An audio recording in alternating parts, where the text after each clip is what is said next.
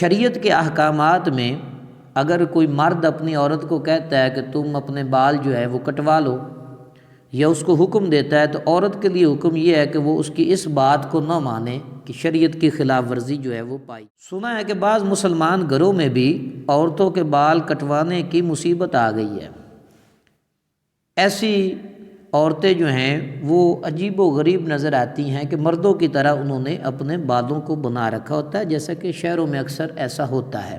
حدیث میں نبی علیہ الصلوۃ والسلام نے فرمایا کہ جو عورت مردانہ حیت میں ہو، یعنی مردوں کی طرح اپنا حلیہ بنائے، اس پر اللہ کی لعنت ہے۔ اور جب بال کٹوانا عورت کے لیے ناجائز ہے تو مڈانا بدرجہ اولا ناجائز عمل ہے۔ عورت اپنے سر کے بال جو ہیں ان کو نہ منڈائے۔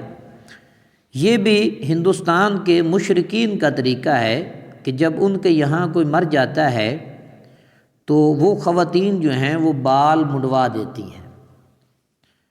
تو ایسا عمل جو ہے وہ نہیں کرنا چاہیے۔ رب العزت نے ان کو بال عطا فرمائے، وہ ان بالوں کو بڑھائیں اپنا۔ یہ بال جو ہیں عورتوں کے لیے خوبصورتی کا کام کرتے ہیں۔ کٹے ہوئے بال اور ناخن جو ہیں ان کو کہاں پھینکنا چاہیے؟ ترشوانے یا مڈانے میں جو بال نکلے ہیں انہیں دفن کر دینا چاہیے۔ اسی طرح ناخن کا جو تراشا ہے وہ بھی اسے بھی دفن کر دینا چاہیے۔ پخانہ یا غسل خانے میں انہیں ڈال دینا یہ مکروہ عمل ہے۔ نہ بال پھینکے جائیں اور نہ ہی ناخن کا تراشا ہوا جو کٹا ہوا حصہ ہے اسے بھی وہاں پر نہیں پھینکنا چاہیے، کیونکہ اس سے بیماری پیدا ہوتی ہے۔ بیماریاں جو ہیں وہ بڑھ جاتی ہیں اگر بال وغیرہ جو ہیں غسل خانے میں یا پخانے کے مقام پر ڈال دیے جائیں۔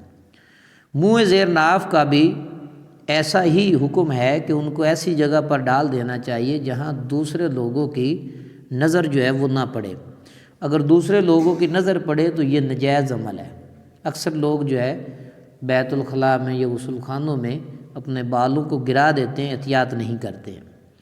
4 چیزوں کے متعلق حکم یہ ہے کہ دفن کر دی جائیں۔ ایک تو بال جو ہیں ان کو زمین میں دفن کر دینا چاہیے۔ دوسرا ہے ناخن جو ہم کاٹتے ہیں، پاؤں کے ہوں یا ہاتھوں کے ہوں، ان ناخن کو بھی زمین میں دفن کر دینا چاہیے۔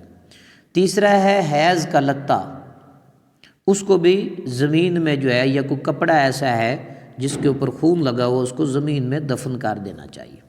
اگر دھو کر استعمال کرنا ہو تو اس کو کیا جا سکتا ہے، دوسری صورت میں اسے پھینکنا نہیں چاہیے بلکہ زمین میں دفن کر دینا چاہیے۔ خون جو ہے اسے بھی زمین میں دفن کر دینا چاہیے۔ یہ 4 چیزوں کا حکم نبی علیہ الصلوۃ والسلام نے دیا کہ ان کو زمین میں دفن کر دینا چاہیے۔ اللہ تعالی ہم سب کو فقہی احکامات سن کر سمجھ کر ان پہ عمل کرنے کی توفیق عطا فرمائے۔ وآخر دعوانا ان الحمد للہ رب العالمین۔